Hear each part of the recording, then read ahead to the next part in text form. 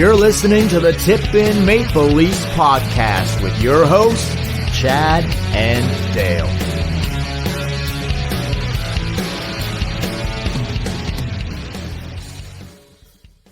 Hey everybody, welcome to the Tip In Maple Leafs podcast. I'm Chad. I'm Dale. And on tonight's podcast, we're going to talk about round 2 of the playoffs where the Leafs beat the Cougars 5-4. Something very surprising, Chad. Yes or no? Yeah.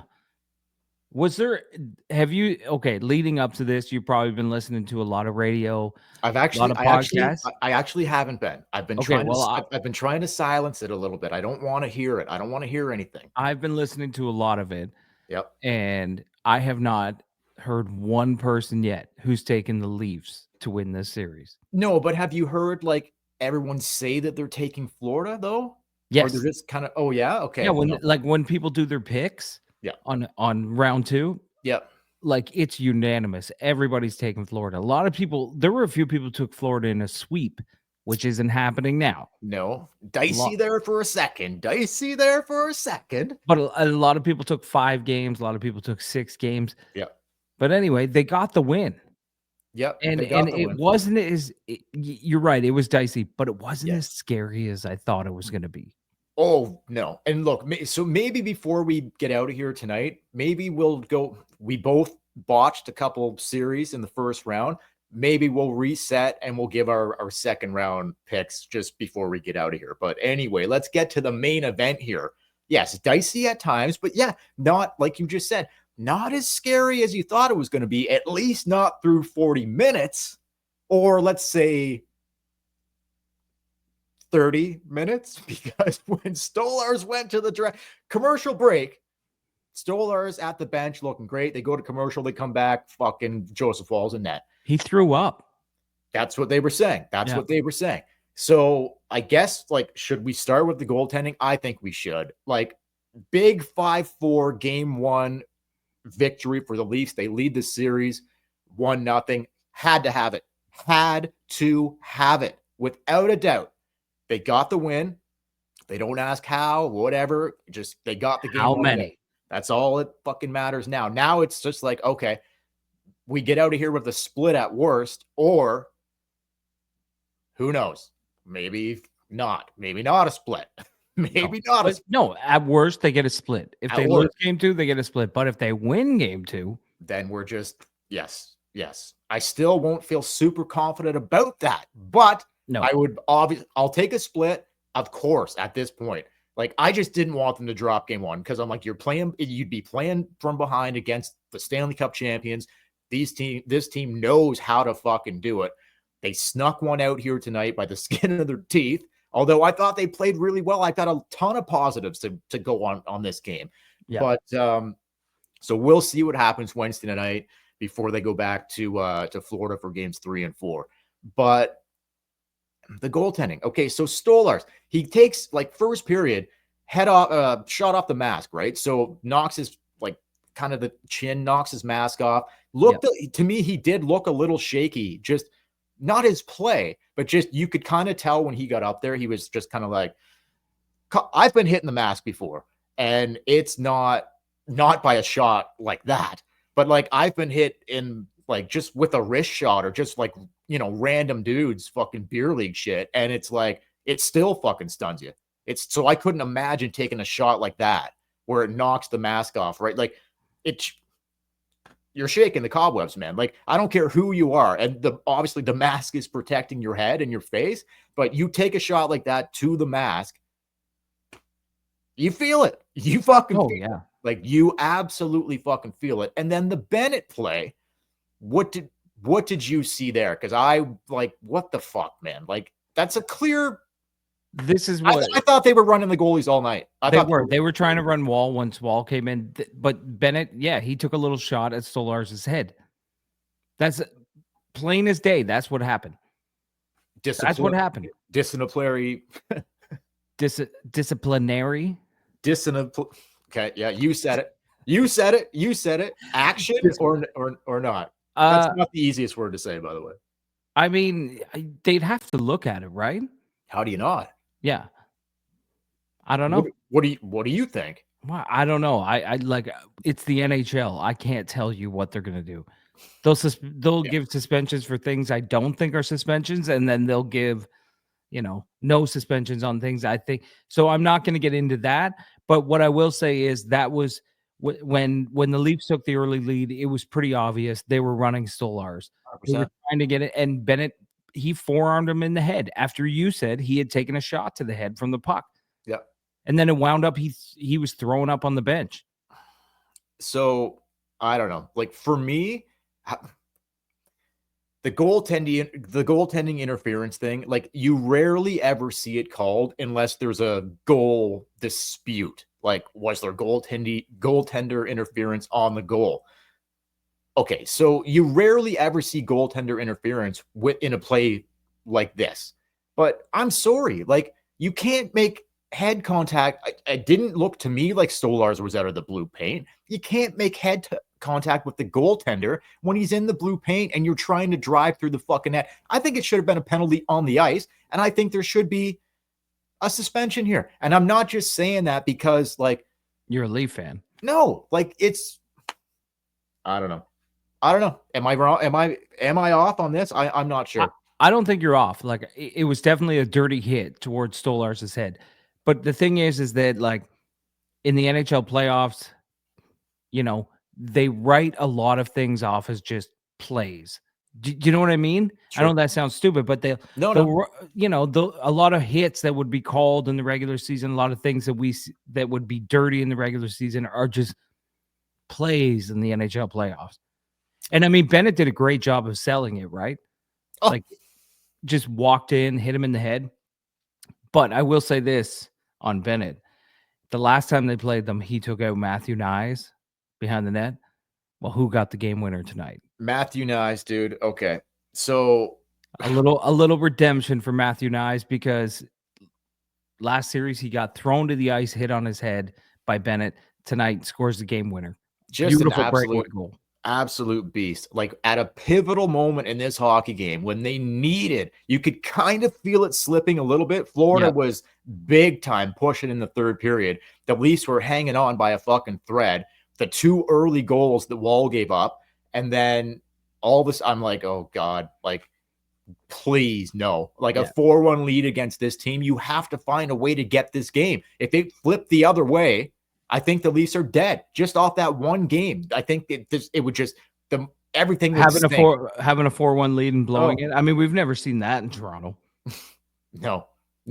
But losing the goalie, like we don't know what's gonna happen with Stolarz here. But Matthew, I'm gonna go back to Stolarz in a second here, or just the goaltending in general. But Matthew Knies, that fucking kid, nice play by Mitch. I didn't think Mitch had the best game here tonight. Congratulations, Mitch Marner, on the birth of the son, Miles Marner. I thought maybe I would expect a little bit more from Mitch tonight, but he did make a nice play on that play to get the puck up to Knies, and just Matthew Knies, dude.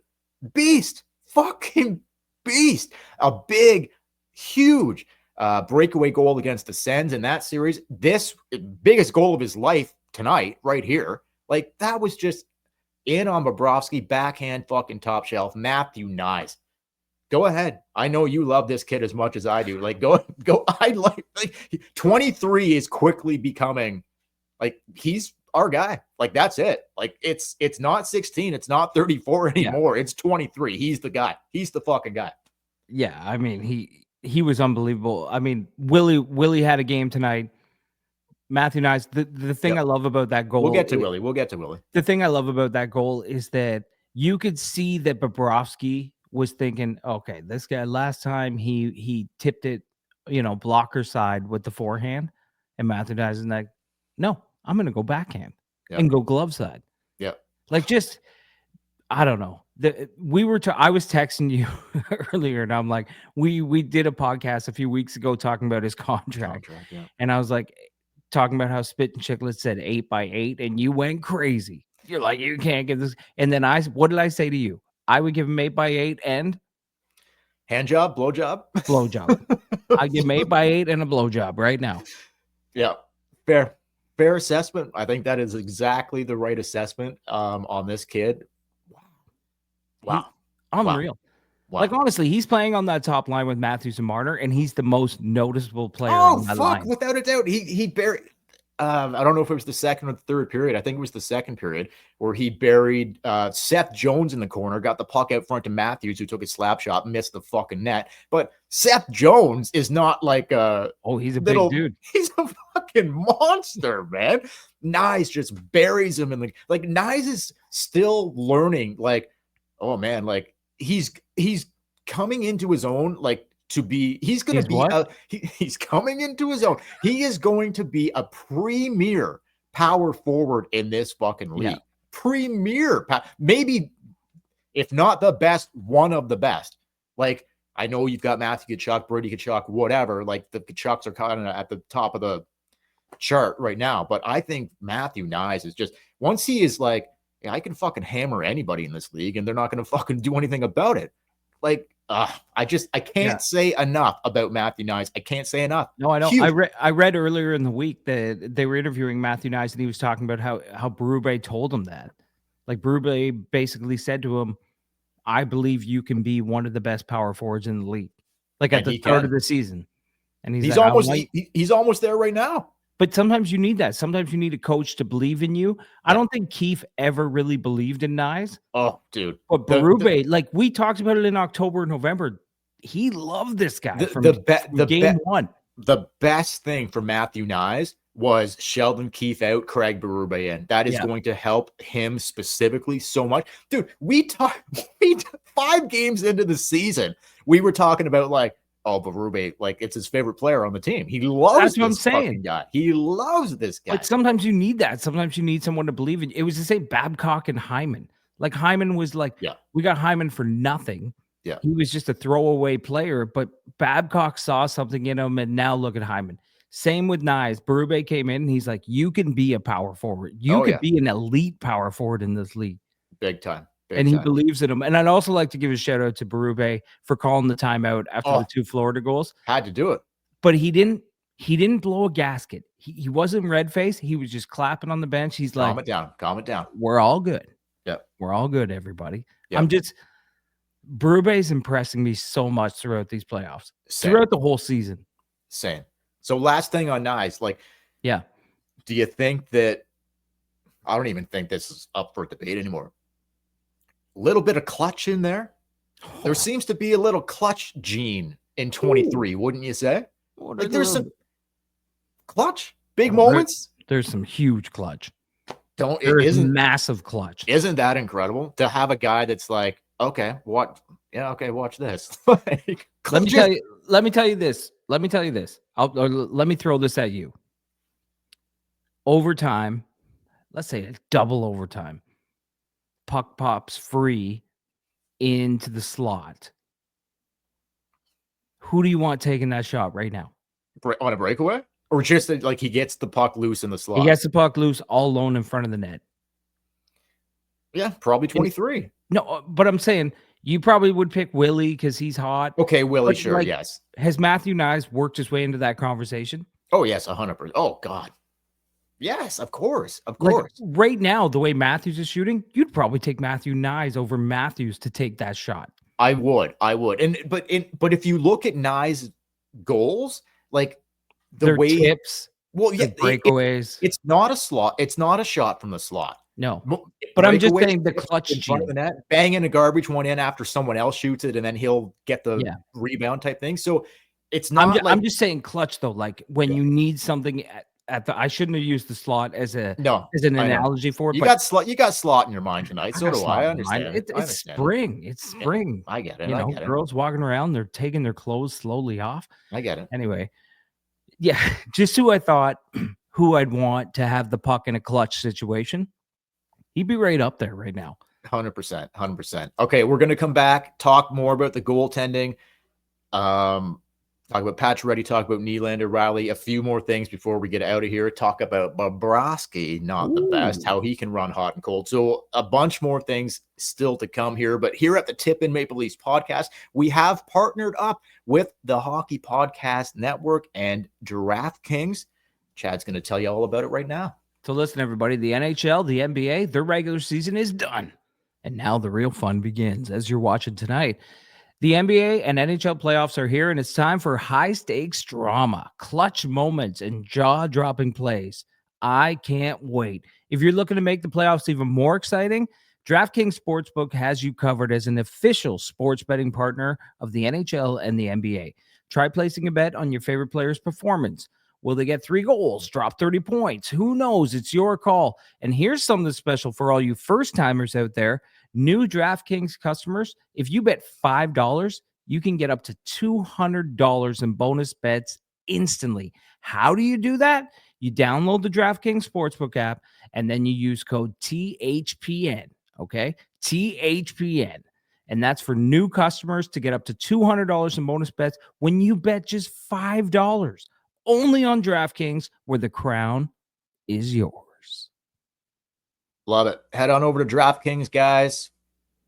Ton of interesting hockey coming up to bet on, plus so much more. Did you see? Okay. I saw this thing online. I wanted to ask you what you would do just quickly. So a guy had placed a bet, and you can cash out online. So if you're betting online, like if you download DraftKings and you use the code and you're doing really good, they'll give you the option to cash out before your parlay has finished. Yep. He picked a parlay of all these first round NBA and NHL things. And then he picked, I think he picked Golden State. I forget who he picked. No, I forget who he picked to win the NBA championship, not Golden State, somebody else. Yeah. But he had everything right except that. So he posted, he's like, what do I do? He could cash out now for 20 grand, or he could wait. And if the team he picked won the NBA finals, he would win like $130,000. No. What do you do? Cash out? 100%. 100%. You yeah, like it wouldn't even be a thought in my mind. If I've got I cash out like now. He had like 9. He built a parlay of like 9 picks, and he had 8 of 9. Like he picked all the right series winners in the first round of the playoff. No, that's great. That's great. But eventually your luck's going to run dry. If I've got 20 grand that I can cash out on, or I need one of the remaining 8 teams to go all the way, true. I'm betting it all on that. No fucking chance. Could you imagine if they got knocked out and you didn't cash out? No, I couldn't. And that's why I'd be like, well, at least I won. Yeah, I could have had 100 or I could have had 80, but at least I took fucking 20. So no, I'd take the 20 grand and fucking run. That's it. And then never watch another NBA playoff game ever this year and just see what happens. But what would you do in that situation? I would cash out. Yeah, you gotta. I think his bet was only like $500 or something. Yeah, so to turn that into $20,000, I'd be cashing out. Anyway, going back to the goaltenders here. Yeah. So we don't know. Like, we're doing this right after the game, so haven't seen any post game yet. Whatever. I'm not sure what they're going to disclose post game anyway regarding the goaltenders. What do you think? I did not like Joseph Woll's third period, but the guy hasn't played in a long time. Weeks. Hasn't played a meaningful game in a very long time. Like they gave him the last game of the regular season. Like they were kind of riding Stolarz down the stretch, whatever. What do you do in game 2? Is it just a matter of like, if Stolarz can't go, then obviously it's Woll. But if Stolarz can go, no brainer. Oh yeah.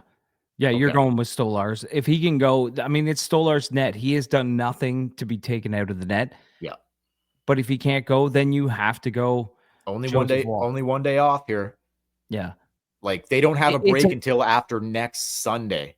Like so it's Wednesday, Friday, Sunday. Not a break until after next Sunday. Had Stolarz just left the game and we didn't know anything, but because he threw up on the bench, like that to me is just, not good. That's not good. Yeah, that adds a little question mark to it that he might not play the next game. Want to put a percentage on it? On who plays on Wednesday night? I'm going to say 60-40 for Joseph Woll and net. Yeah, I wouldn't be shocked at that. But you know what? I got to give it to Joseph Woll. Coming into a game like that, cold, like I know he gave up some goals. Almost blew it, though. He almost blew it, but I have faith that Joseph Woll can win a few games. I think so here's the question I would have is that like, okay, came in cold off the bench, hasn't played in forever. Like tomorrow, they have to make a decision here. Stoli, can you go? If not, they need to tell Joseph Woll you're playing Wednesday night, so he can get his mind right and whatever. Like, I don't think he cost them the game here. He did make some good saves, but he also let in some goals where like it was 4-1 and then it tightened up and then it got even a little more tighter. Like, I'm not sure if that would have happened if Stolarz was healthy and stayed in the net. That's the question. Like, it's not that I don't think they weren't terrible goals. It wasn't like a soft goal that beat him glove side or anything. Like, they were deflections, they were good shots, they were broken plays that wound up in the net. But at the same time, you had a 4-1 lead, and within 5 minutes, it was 4-3. It's not that I don't think Joseph Woll is capable of coming in and getting the job done. Like, maybe, and we kind of talked about this going into the playoffs. Like,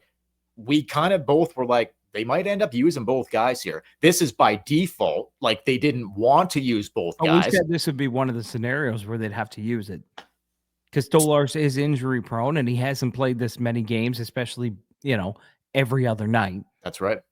So maybe you need Woll to play a couple games and until Stolarz can get back to 100% here. We don't know. It's all speculation at this time, but I don't think it's the worst thing. Like, as long Woll can do it is basically what I'm saying. I don't think he's proven he can do it before. So we'll see. But man, is that ever going to be interesting tomorrow? Like, I highly doubt we're going to hear anything after this game. Like, it'll be more like we might not even know until Thursday, really. Wednesday. I don't know. Or Wednesday, sorry. Like, I don't know. Anyway, it should be interesting. So, but regardless, like, if Stolarz is 100%, or if he's not 100%, let's just say, like, it's still like too soon. Like, do you think it's going to be Woll? You think it's going to be Woll? Yeah, I think it'll be Woll if he's, especially with the head injury. Yeah, but I don't think can't fuck around, right? Like, I don't think it matters. Like, I think in years past, the big thing about the Leafs in the playoffs, especially under Keefe, was that everything had to be status quo or just the walls would crumble down. I don't think it really matters with this team whether Woll starts or whether Stolarz starts. They just seem focused and they have like a game plan. So I give them the benefit of the doubt that no matter who's in net, I think they can win. Like, I honestly, I don't know if they'll win this series, but I think they have a chance. They took a big step in the right direction to do it tonight. So everyone's counting them out. Listening to everybody all week counting them out was ridiculous. Sure. They did a thing where they ranked the 8 teams left, right? 1 through 8, and they put Toronto at 8. Like, basically, like, they were. There's no. I'm like, they won the division. Yeah, no, that's ludicrous. I think. Like, every team left is a good hockey team. Let's just be honest. Yeah, but to put them at 8, I don't know. I guess if you look at the matchup, because they have the hardest matchup. In the second round by a mile. You're playing the defending champs. Florida's a beast. You got the hardest matchup on them. But anyway. So I'm kind of going to go quickly here through the next few things. Okay, until the Stolarz injury or whatever, the concussion, whatever we're going to say here. Don't say it. I thought, well, it's a concussion, right? Like, it's what it is. But best playoff, even taking that into account, I didn't love the 2 early goals in the third period, but was that the best playoff game you've seen this group play ever? As a whole, from puck drop to the final whistle, have you seen this group of guys play a better playoff game than we just saw tonight? I don't think I have. No, I can't think of one. I said to my wife while I was watching the first period, and I know they came out and took, like, they scored on the first shot of the game. Just came out banging. But I said to her, I'm like, they look better tonight than they did in any game against Ottawa. Like, even that first game, the power play was hot, but other than that, they were kind of sloppy. They looked really good tonight. I think that was the best playoff game. And it wasn't a perfect 60 because there was things that happened. There was so much shit going on. Exactly. There's so many different things that happened in that game. But to come out on home ice, get the win against the defending Stanley Cup champions, and the way they looked, especially through 40 minutes, I'm like, dude, what the hell is happening here? These guys look like I can get behind these guys when they play like that. I can get behind this group. Yep. So I don't know, dude. Like, we've watched every single playoff game in the Matthews-Marner era.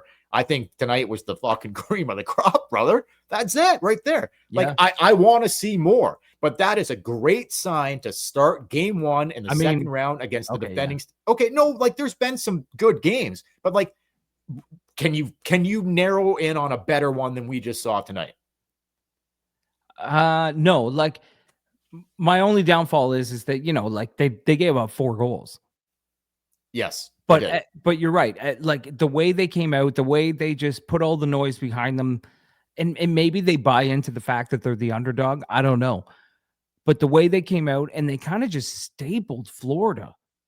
Like they just came out. I know they scored on the first shot, but they didn't give Florida time and space. They were hammering them. Shout out to Berube for believing in Pacioretty, who was just fucking nailing guys tonight. That's where I was going to go next. I want to talk about 2. I know we're running a bit long here. I want to talk about 2 forwards and 2 defensemen before we get out of here. Pacioretty, I thought, was just fucking out of a cannon in the first period. I thought he looked awesome in the first period. And Nylander, that's a veteran coach.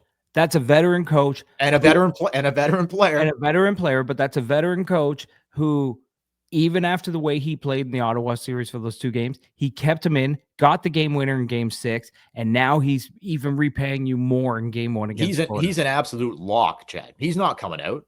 No, he's not coming out for he's not coming out for fucking anybody. But I thought Pacioretty was cooking in the first period, and he started with Tavares and Nylander, and like, Willie, what can you fucking say? This, like, what a start for Pacioretty. Nylander, I know Nylander got both the goals, or 2 goals tonight, but I just thought both those guys were just cooking. Yeah. I didn't think JT was too shabby either. He was screening the goalie on the first Nylander goal, but just that line in general, but specifically Pacioretty and Nylander, if you wanted, like, I thought they were awesome. What'd you think? Oh yeah. Like I said, Pacioretty, I mean, shout out to the coach for leaving him in when every fan was, myself included, wanted to take him out after game 5. Yep. Willie, I mean, what can you say about Nylander? I mean, what can you say about this guy? Was that his best game in the playoffs that he's played? It might have been. Yeah, it's definitely up there. But the fact that, like, this is the thing I love about Willie. He can drive me fucking mad, especially in his defensive play. Mm-hmm. But you watch Matthews and Marner, and I find that they grip the stick a little too tight in the playoffs. Yep. Somehow, Willie always manages to find time and space and get things done. Yes. Yes. He did it. That's what we're looking for out of our star players. And he is now tied for the playoff lead in points after tonight, William Nylander. That's what I'm saying. Shout out, Willie. We're going to need more. And same from you. But he's going to give it to you. Like, yeah. If you want to win a Stanley Cup, you need your stars to deliver. 100%. So far, Willie has delivered. Knies has delivered. He was the best of the 4 big ones tonight. He was the best of the 4. He's been the best of the 4 for, well, actually, he didn't have a great playoff against Ottawa, but tonight he was the best.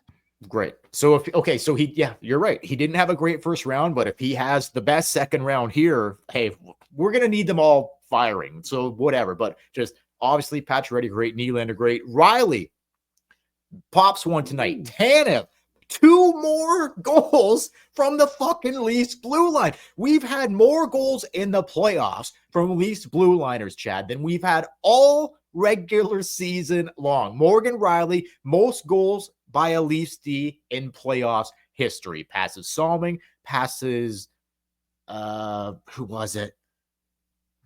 You got to write this shit down. Yeah. Ian Turnbull, I want to say. Is that right? Just throw any name out. No one's going to know the difference. Some people will. Anyway, whatever. Morgan Riley now has the most goals by Leafs defensemen in playoffs history with 15. So we shit on Riley a lot, specifically during the regular season. But hey, man, like, look, this guy is a gamer in the playoffs. Like, he truly is, right? Like, clutch, I guess. Like, we've always said that. We've always said that about Riley. Big goals at big moments. And we butcher him. Like, we tear him apart in the regular season. He was terrible. Deservedly so. But he came through tonight. Every goal was a big goal. When it was 4-1, I was feeling really, really confident. But we needed every single one of those goals to get the win tonight. The offense from the defense so far in this playoffs for the Leafs has been mind-blowing for me. It's something we've never seen. Ekman Larson, Tanev, Riley, Benoit. Like, I think it's just McCabe and Carlo who don't have any goals, but I'm expecting that soon. So the way this game, the way this is, and McCabe's played like a beast anyway too, and like Carlo's been good, sure, but anyway, okay, we'll couple quick rapid fire ones here. Okay, couple quick rapid fire before we get out of here. Yeah, man. I'm gonna shift to Florida here. Okay, Bobrovsky. He runs hot and cold. He can run hot and cold. How many goals tonight did he give up that you were like, whoa, dude, did he let the game in? Started with one that I was like, there were several, right? He made some big saves. He made some clutch saves, but this guy does run hot and cold. I want your comment on that, and I'll just my final thing on Florida, and then I'll just let you take it to out on the Florida thing. Look. So remember the Bobrovsky thing, running hot and cold. But Florida, Chad, has played a lot of hockey the last several seasons, okay? I'm not jumping the gun here. I'm just stating the obvious. The Florida Panthers have played a lot of hockey. A run to the final where they lost, a run to the final where they won. They beat Tampa. Okay, great. But were we maybe overlooking the fact of like how much hockey this team has played, and maybe, just maybe, they could be ripe for the picking? I want your thoughts on that. Bobrovsky and how much hockey Florida has played. I'll start with Bobrovsky. Bobrovsky, if you look at his history, has been totally hot and cold, and not 3-4 games hot and cold, like Vezina winner, and then ready to get rid of this guy and throw him away. Like his hot and cold stretches last for seasons sometimes. Yeah. And he ties in with, I think when the playoffs started, we were picking our first round playoffs, and I said that. I'm like, I don't know. I think I picked Tampa to win. I might. We both did. We both did. And the reason I did that was, and we were both massively wrong, by the way. But anyway. For sure. And I think a lot of people picked Tampa to win. And the only reason I picked Tampa to win was not because I thought they were a better team than Florida, but it's exactly what you said. I thought that Florida, with the injuries that they had at the end of the season, even though I didn't really believe in them, you had gone to the Cup final twice in a row. Like, I just thought you played a lot of hockey. And I think at some point it's got to run out. Maybe that's now. Like, maybe you just start to hit a wall. Like, you run into a team. I was on Twitter and I was reading Florida Panther fans, what they were writing. And they're like, oh, Toronto's way better than Tampa. We are in deep. And I'm like, maybe they are ripe for the picking. Okay. Well, that's all I'm saying. Like, I don't know for sure, and we won't know. And over the next couple of weeks, we will find out. Florida's going to come back, and they're going to be an animal in game 2. Of course. But how many times can you be an animal before you're just tired? Yep. Yeah, it's an interesting take. It's an interesting look. Like, just look, they have played so much hockey, more than anybody in the last 2 years, more than anybody. And the Leafs have had plenty of rest.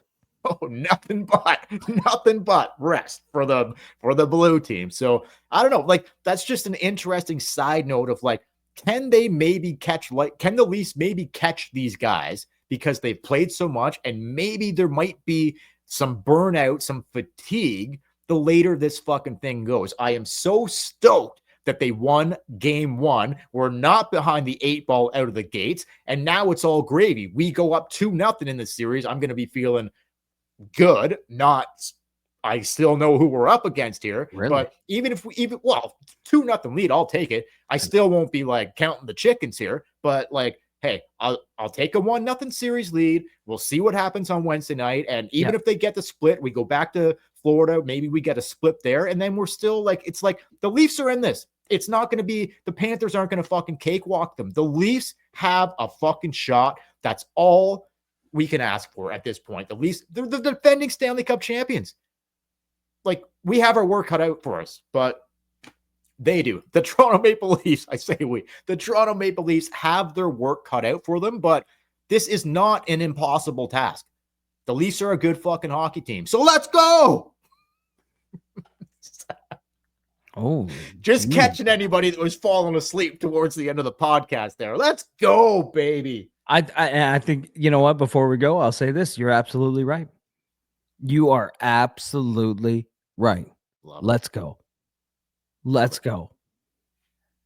And for all those people that pick Florida in a sweep, suck my ding dong. Suck my ding dong. Exactly. Because it didn't happen. Anyway, for the Tip In Maple Leafs podcast, don't forget to follow us on social media at the Tip In Maple Leafs podcast. If you're watching this on YouTube right now, hit like, hit subscribe, leave a comment. Let us know what you thought about the game. Let us know if you think the Leafs have a chance at maybe not just winning the series, maybe even going a little deep. I don't want to get ahead of myself. But anyway, one game at a time here, brother. One game at a time. One game at a time. It could all change if they get blown out in the next game. I'm Chad. I'm Dale. We will. Thanks for watching, guys. Thanks for listening. Can't wait to see what happens. Game 2, Wednesday night in Toronto against the Florida Cougars. Should be absolutely incredible. Go Leafs, go baby. We'll catch you later.